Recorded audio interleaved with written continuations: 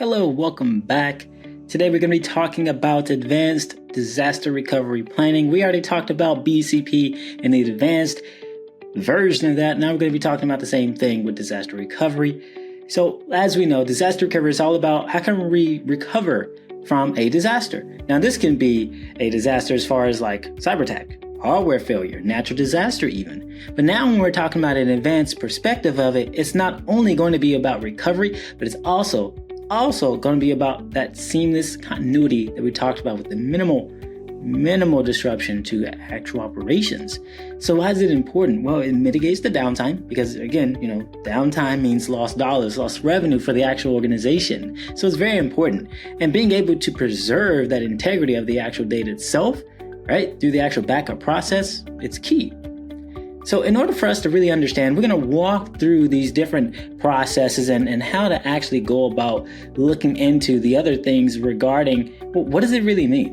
What does it really mean to, in a sense, put together a BIA? So business impact analysis, think of it like this, right? We're talking about, and we've touched on these terms before, these metrics, RTO and RPO, but think about it like this.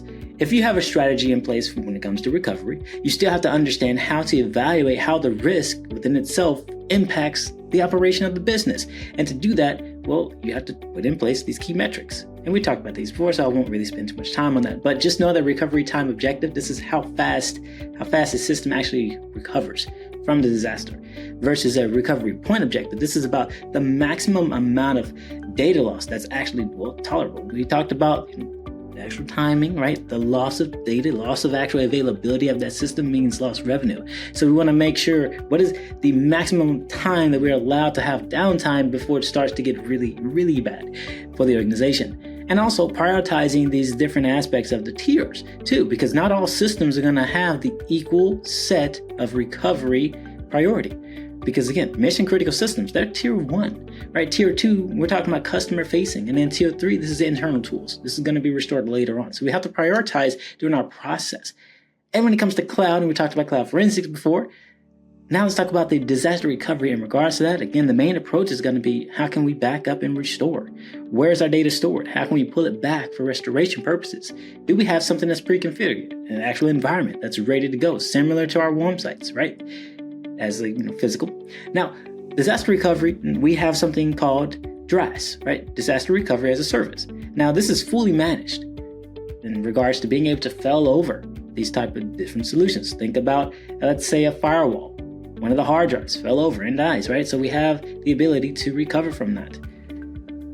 Building redundancy is a little bit different because it's going to reduce that risk of the single point of failure. We talked about reducing the mitigation, right? Mitigating the actual risk itself.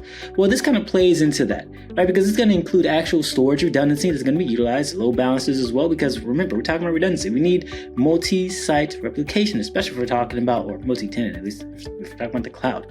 But again, RAID array for storage devices. I talked about a drive failing. So think about a NAS or any other server that you're going to have an actual RAID array inside of it. We have to ensure that, we're doing the different types, right? Mirroring, striping, right? We want to make sure that we have top tier redundancy, and that's going to be dependent upon the RAID array level that you will be utilizing. Now, the regular portion regarding, how to actually plan, it's essential, but testing is also one of the things where you want to actually go through methodically and ensure that you have the right outcomes, right? Because we want to validate the accuracy of our actual RTO and RPO goals. We talked about what those were, right? The maximum time, downtime wise, right? How long has it been until this system has been recovered from that disaster? These are the things we want to look at.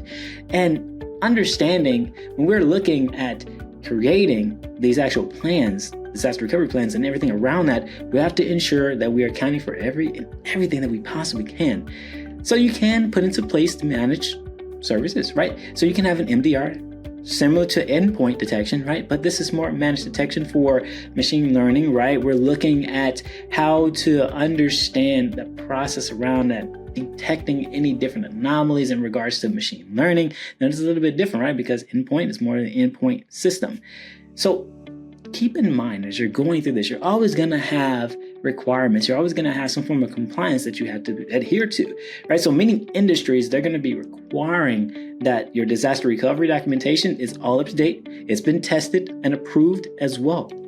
That all matters. And then integrating zero trust security, because we know we're not going to just trust everything, right? So we have to keep in mind how we go about doing that. And automation in the actual disaster recovery execution is very important because we really want it to be AI driven overall.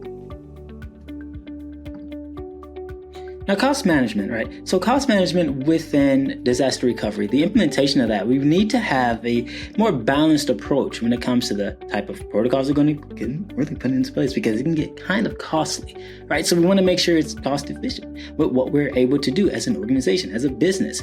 So an example here is going to be ransomware attack on a hospital's actual records, right? So we know that the patient's data now is going to be encrypted by a ransomware. What is the solution to that? Well, we want to automate that process of backup failures, right? Hourly, right? Because think about it. We can have something as far as like backup storage or secondary, right? A replica of the actual server itself, because it's going to allow you to restore any past things within 30 minutes. We want to make sure that we are doing our due diligence with that aspect as well, too, ensuring that, well, there's going to be no disruption to the actual patient care. Again, it's been great. Gennaro, CEO of Cortex Solutions, and we're talking about today advanced disaster recovery techniques and how you go about doing that. Brought to you by ACSMI. I hope you have a great one. See you in the next one.